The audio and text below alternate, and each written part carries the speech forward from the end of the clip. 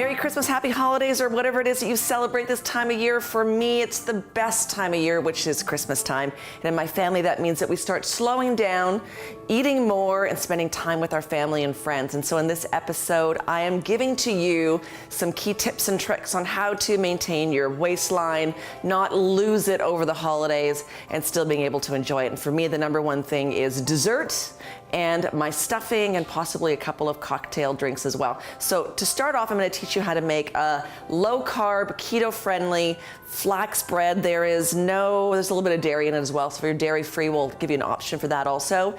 But this bread is the closest that I've found to a really good low carb bread. 2004, I owned a chain of low carb stores and bakeries, and this recipe has been one that's been tried and true. So we're gonna really power through this episode of showing you how to make the bread to get to the basics of how to put it together and make a great stuffing. So let's start with the bread. You're going to end up with a beautiful bread that is flax based, which means that the flour is going to be an almond flour, which is your proteins. You have the flax in it to give you your fiber, and it's a really low count flax bread.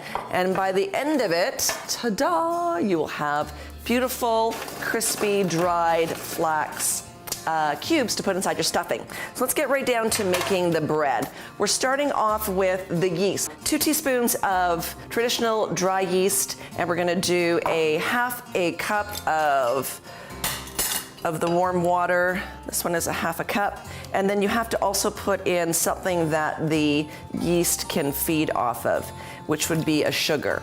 I'm going to use 2 teaspoons of honey, which is located right, I had everything perfect order. Honey or maple syrup works fine as well. So 2 teaspoons of that.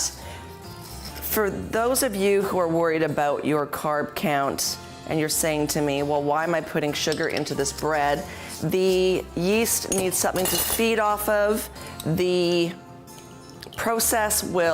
yeast will eat the sugar, so you're actually fine. So we're gonna mix that up, put it aside for 7 minutes till it blooms, and I'll put that over here. We'll go ahead and put together our dry ingredients. The dry ingredients we have, what do we have here? 1 3/4 cups of the almond flour. I ground this one myself. It's cheaper that way, actually. When you buy almond flour in a bag in the store, it's actually quite expensive. We're going to use 3/4 cup of golden flaxseed meal. I'm using the Alligga flaxseed meal. Remember, when you open it, it should then go right into your fridge or freezer because flaxseed does oxidize quite quickly. So we're using the golden. It's just a nicer overall flavor. Some people find that the darker one is bitter, and it is actually kind of bitter. So that's the golden. Then we have 1/4 cup of whey protein isolate. So we have 1/4 cup of that.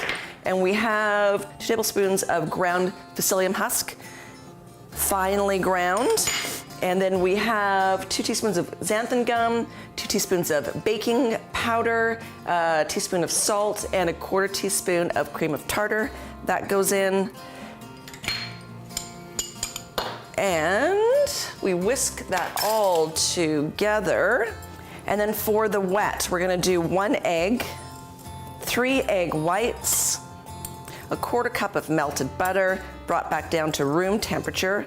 Make sure all the lumps are out of this as well. You can see over here, show it to the camera. We're making sure that it's all incorporated. And let's take a look at the yeast. The yeast is ready to go. We come back from the commercial break. We're gonna assemble it and go ahead and go right into making the stuffing. See you in a minute.